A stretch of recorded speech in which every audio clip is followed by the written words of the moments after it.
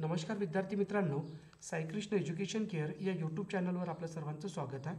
आजच्या व्हिडिओमध्ये जिल्हा न्यायालय भरती यामधील शिपाई आणि हमाल भरतीसाठी एकूण आपण 25 प्रश्न घेत आहोत. या 25 प्रश्नातील पहिले 5 टॉपिक जे आहे हे बघितलं तर न्यू ट्रेडिंग टॉपिक आहे. यावर बघितलं तर आपल्याला ऑनलाईन परीक्षेमध्ये प्रश्न विचारण्यात येत आहे. त्याचबरोबर शेवटचे जे 20 प्रश्न आहे हे थोडेसे सोप्या पद्धतीचे प्रश्न असणार. हे सुद्धा परीक्षेच्या दृष्टिकोनातून महत्त्वाचे आहे. त्यासाठी तुम्ही व्हिडिओला शेवटपर्यंत बघा. त्याचबरोबर चॅनलवर नवीन असाल तर चॅनलला सबस्क्राईब करायला विसरू नका. पहिला प्रश्न आहे, काळजीपूर्वक लक्ष द्या.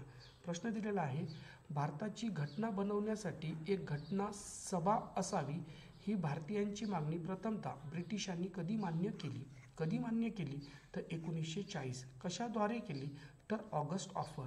त्याचबरोबर जे 3 ऑप्शन आहे हे सुद्धा परीक्षेच्या दृष्टिकोनातून महत्त्वाचं आहे. त्यामध्ये बघितलं तर मिशन क्रिप्स हे 1942ची आणि याचा उद्देश काय होता तर जी पण घटनासभा आहे या घटनासभेचं बघितलं, घटनासभेमध्ये केवळ भारतीयांमार्फतच ही सभा तयार करायला यायला पाहिजे असं आपल्याला क्रिप्स योजनेमध्ये सांगितलेलं आहे. पुढे बघितलं तर कॅबिनेट मिशन प्लॅन 1946 आणि याचा उद्देश काय होता तर जो ब्रिटिशाकडून भारतीयांना नेतृत्व हस्तांतर करण्यासाठी हे होती कॅबिनेट मिशन प्लॅन. आणि माउंटबॅटन प्लॅन हा बघितलं तर 1947. आपल्या देशामध्ये बघितलं तर जे प्रांत होते या प्रांतांना बघितलं तर अधिकार देण्यात आला होता की तुम्ही भारतात सामील होऊ शकता किंवा नाही होऊ शकता. हे जे स्वातंत्र्य देण्यात आलेलं आहे हे यासाठी बघितलं तर माउंटबॅटन प्लॅन 1947. यावर बघितलं तर नेमका प्रश्न आपल्याला येऊ शकतो, त्यामुळे हे लिहून ठेवा. पुढचा प्रश्न बघू. पुढचा प्रश्न आहे, घटनासभेच्या पहिल्या बैठकीस 207 सदस्य हजर होते, त्यामध्ये एकूण किती महिलांचा समावेश होता. म्हणजे बघा प्रश्न समजून घेऊ. जेव्हा पहिली सभा कधी झाली होती तर 9 डिसेंबर 1946 रोजी. यावेळेस एकूण 207 सदस्य होते, त्यापैकी महिला किती होत्या त्याचं उत्तर आहे ऑप्शन क्रमांक 2. म्हणजे किती बनवू आपण बघितलं तर किती बनवू आपण 9 महिला. यामध्ये लक्षात ठेवसान एकूण किती 17 झाले होते तर लक्षात ठेवसान 17 म्हटलं तर किती 11. ही एक गोष्ट लक्षात ठेवा. पुढचा प्रश्न आहे, 26 नोव्हेंबर 1949 रोजी म्हणजे भारताची राज्यघटना स्वीकारली त्या दिवशी एकूण किती सदस्य उपस्थित होते. म्हणजे किती सदस्य उपस्थित होते असा आपल्याला प्रश्न विचारलेला आहे. तर याचं उत्तर इथे बघितलं तर किती 200 किती बनवू आपण 84. आता यामध्ये लक्ष द्या, घटना समितीमध्ये स्वातंत्र्यापूर्वी किती सदस्य होते तर उत्तर असणार 389. स्वातंत्र्यानंतर किती होते तर 299. त्यापैकी किती बनवू आपण जेव्हा आपण त्याला संविधान दिवस म्हणतो त्या दिवशी किती तर 284. हा पण एक प्रश्न महत्त्वाचा आहे. पुढचा प्रश्न आहे, राष्ट्रगीत आणि राष्ट्रध्वज घटनासभेने अनुक्रमे सहमती दिली किंवा स्वीकारले. म्हणजे राष्ट्रगीत कधी स्वीकारलं त्याचं उत्तर येते 24 जानेवारी 1950. लक्षात ठेवसाल. राष्ट्रध्वज 22 जुलै 1947. हे आपण 2 गोष्टी लक्षात ठेवणं गरजेचं आहे. पुढचा प्रश्न महत्त्वाचा आहे, लक्ष देऊ. बघा, घटनासभा म्हणजे काँग्रेस आणि काँग्रेस म्हणजे भारत अशी टीका घटनासभेत कोणी केली असा आपल्याला प्रश्न विचारलेला आहे. याचं उत्तर बघितलं तर हा विन्स्टन चर्चिल यांनी हे काय म्हटलं होतं असं हे विधान केलं होतं. काँग्रेस याला पहिले जे नाव होतं हे राष्ट्रीय सभा. याची स्थापना बघितलं तर 1885 मध्ये करण्यात आली. ही पण एक गोष्ट इथे थोडीशी महत्त्वाची आहे परीक्षेच्या दृष्टीने. आता बघू आपण थोडेसे इझी लेवलचे क्वेश्चन. त्यानंतर अभिनव भारत संघटनेची स्थापना केव्हा झाली. त्याचं उत्तर आहे बघितलं तर 1904. कोणी केली हे तुम्ही मला कमेंट बॉक्समध्ये नक्की सांगसाल. पुढचा प्रश्न आहे, नागझिरा वन अभयारण्य कोठे आहे. म्हणजे महाराष्ट्रात कोणत्या ठिकाणी आहे नागझिरा. त्याचं उत्तर आहे बघितलं तर गोंदिया या जिल्ह्याला बघितलं तर मध्य प्रदेश आणि छत्तीसगड या दोन्ही पण राज्याची सीमा आहे. कोणचा गोंदिया. त्यानंतर आकाराने सर्वात लहान देश कोणता आहे. त्याचं उत्तर आहे बघितलं तर व्हॅटिकन सिटी. आणि क्षेत्रफळाच्या दृष्टीने सर्वात मोठा देश कोणता म्हटलं तर उत्तर असणार रशिया क्षेत्रफळाच्या दृष्टीने.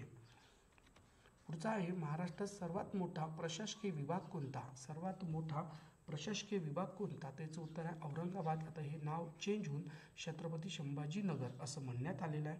यामध्ये एकूण किती जिल्ह्यांचा समावेश होतो? तर किती? 8 जिल्ह्यांचा. यामध्ये सर्वात मोठा जिल्हा बघितलं तर बीड आहे आणि सर्वात लहान बघितलं तर हिंगोली हे आहे. हे पण लक्षात ठेवा. पुढचा आहे महाराष्ट्रात रिकामी जागा किलोमीटर लांबीचा समुद्र किनारा लाभलेला आहे. महाराष्ट्राला किती किलोमीटर लांबीचा समुद्र किनारा? यामध्ये बघितलं तर किती? 720. यामध्ये लक्षात ठेवा सर्वात जास्त रत्नागिरी जिल्हा. रत्नागिरी जिल्ह्याला 237.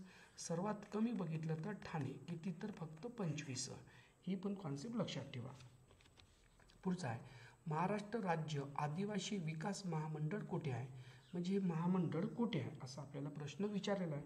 त्याचं उत्तर इथे बघितलं तर हे कुठे आहे आदिवासी महामंडळ? तर हे आहे बघितलं आपण तर लक्षात येते आपल्याला नाशिकमध्ये.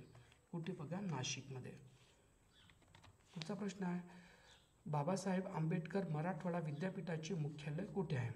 या विद्यापीठाचे मुख्यालय कुठे आहे? त्याचं उत्तर आहे औरंगाबाद. औरंगाबाद म्हणजे छत्रपती संभाजीनगर. पुढचा आहे रायगड जिल्ह्यात येथे रिकामी जागा भात संशोधन केंद्र आहे. रायगड जिल्ह्यामध्ये भात संशोधन केंद्र कुठे आहे असा आपल्याला प्रश्न विचारला. याचं उत्तर इथे बघितलं तर कर्जत. लक्षात राहू दे सांग रायगड जिल्ह्यामध्ये भात पिकाचं उत्पादन सर्वाधिक होते. त्यानंतर पोर्तुगाल या देशाच्या राजधानीचे शहर कोणते? म्हणजे पोर्तुगाल या देशाची जी राजधानी आहे त्याचं शहर कोणते? ते आहे लिस्बन पोर्तुगाल. लक्षात ठेव सांग. पुढचा आहे अंत्योदय योजना प्रथम या राज्यात सुरू केली. अंत्योदय योजना प्रथम कोणत्या राज्यात सुरू केली? त्याचं उत्तर इथे बघितलं तर राजस्थान. लक्षात ठेव सांग राजस्थानमध्ये सुरुवातीला ग्रामपंचायत स्थापन झाली होती. बरोबर आहे. हे पण लक्षात ठेव सांग. पुढचा आहे अर्थशास्त्राचा जनक कोणाला म्हणतात? अर्थशास्त्राचा जनक कोणाला म्हणतात? त्याचं उत्तर आहे ॲडमन स्मिथ. पुढचा आहे लोकसभा आणि राज्यसभा यांच्या संयुक्त बैठकीचे अध्यक्षस्थान कोण असतो? म्हणजे अध्यक्षस्थानी कोण असते संयुक्त बैठकीच्या? त्याचं उत्तर आहे बघितलं तर लोकसभेचे सभापती. कोणचे? लोकसभेचे सभापती. पुढचा प्रश्न आहे घटनेतील कोणत्या कलमामध्ये घटक राज्यात राष्ट्रपती राजवट घोषित करता येते? कोणत्या कलमानुसार राष्ट्रपती लागवट?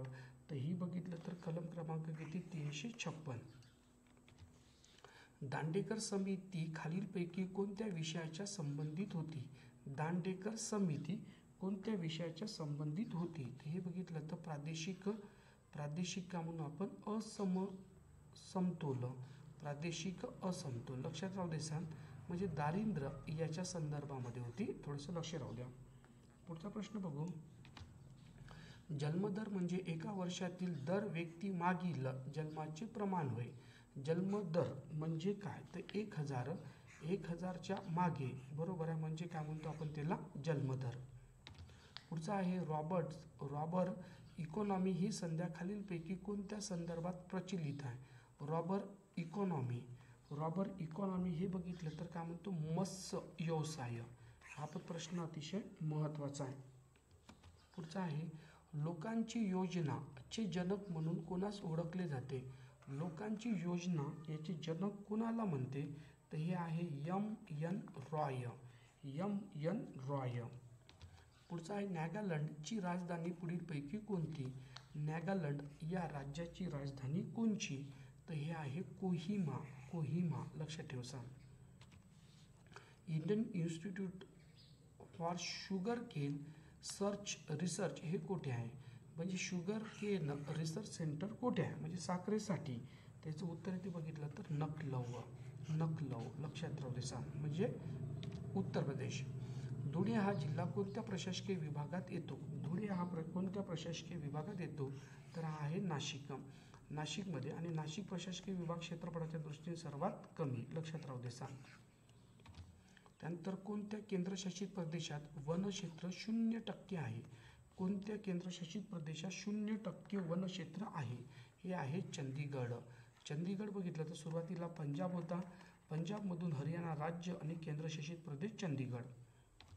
पुढचा एक लहरी हे औष्णिक विद्युत केंद्र कोणत्या जिल्ह्यात आहे? कोणत्या जिल्ह्यात आहे? कोणचा एक लहरी तर हे बघितलं तर आपल्याला नाशिकमध्ये दिसून येते. कुठे? नाशिक. त्यानंतर केपलर या शास्त्रज्ञाचे नियम कोणत्या शास्त्रज्ञाशी संबंधित आहे? म्हणजे केपलर याचे जे शास्त्रज्ञ आहे हे कशाशी संबंधित आहे असा आपल्याला प्रश्न विचारायला. याचं उत्तर येते बघितलं तर वनस्पतीशास्त्र. लक्षात राहू देसान, हा पण प्रश्न परीक्षेच्या दृष्टिकोनातून महत्त्वाचा आहे. एकूण बघितलं तर 25 प्रश्न घेतले. हे प्रश्न आपल्याला परीक्षेच्या दृष्टिकोनातून अतिशय महत्त्वाचे आहे. ठीक आहे मुलांनो, त्याचबरोबर चॅनल नवीन असेल तर चॅनलला सबस्क्राईब करायला विसरू नका. Okay, thank you very much. Take care.